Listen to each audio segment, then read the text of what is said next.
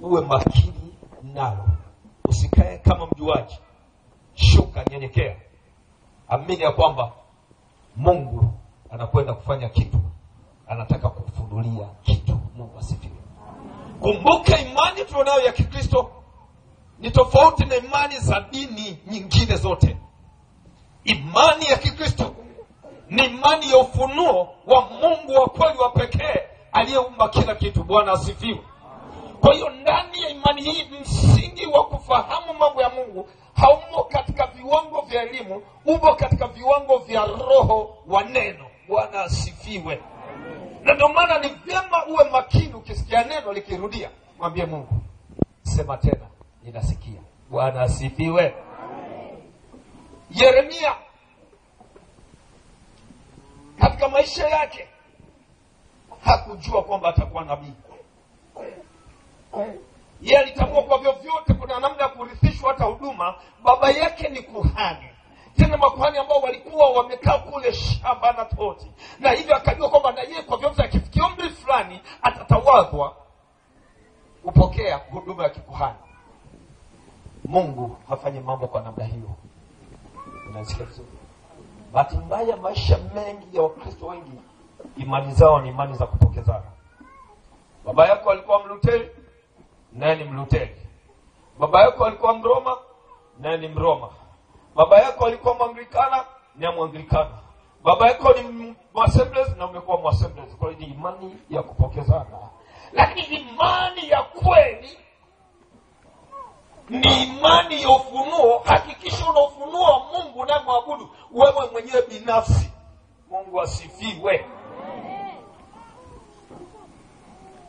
Sikia. Mungu wakati anamuita Yeremia kwamba ni nabii, akapinga. Maana kwa kanuni ya kikuhani kuna umri wa kutawazwa. Sasa baba watu hakujua kwamba ni nabii. Akaambiwa wewe ni nabii, tena sio na nabii wa mahali fulani.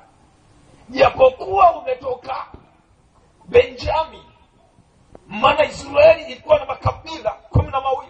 Mawili yalikuwa kusini ambao ni Benjamin na nani na Yuda. Hapo kaskazini kulikuwa na makabila 10. Huku kusini ambako kumeonekana makabila machache, lakini ndiko kulikotoka uongozi, ndiko Masihi alipotoka. Haleluya. Maana watu wengi Israeli kama ni kanuni wasema wengi ndio wanawapa. Lakini sio kanuni ya kimungu, sio kwenda jumla. Baadhi ya nyingine ni imani za jumrati. Sema jumrati.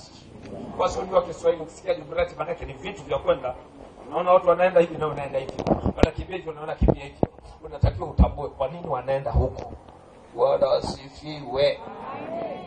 Akaambiwa hapana, wewe ni nabii. Usiseme ni mtoto mdogo, sitembei kwa umri.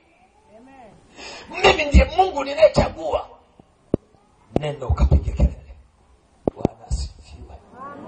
Ukisikia kelele,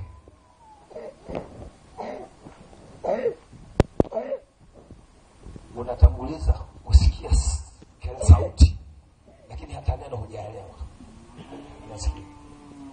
Katika utulivu ndio unapata sasa kusikia neno linasemaje. Siku zote hata sauti hii ikisikika kwa mbali, wanaotangulia kusikia ikiwafikia ni kelele. Lakini mwenye utulivu anakuwa makini asikilize maana ya neno linalotoka. Maana kelele haina maana, lakini neno lina maana. Na ndio maana Yesu wakati Yohana ametangulia kuja, yeye Yohana akasema yeye ni sauti tu ya mtu anayelia wapi? Nyikani. Si unajua nyika maeneo ambayo ni jangwa. Sauti inapiga kelele kwenye nyika. Na inazungumza juu ya kutengeneza njia ya Bwana. Maana yake ni kwamba wakati Bwana mkubwa anapita, lazima kwanza kutangulie wanaotengeneza njia. Akija mfalme yoyote, wanatangulia maaskari na pikipiki zao waweke njia sawa, ili mfalme asiweke foleni. Na mimi nakwambia kwamba ukisikia sauti za kinabii, maana yake Jehova anakuja katika mamlaka na uweza. Hivi kila mmoja anayekubali kuweka kando, akaweka mambo yake kando, akaweka dini yake kando, maujuzi wake kando, huyo maana yake anampa nafasi Jehova apite, ndiye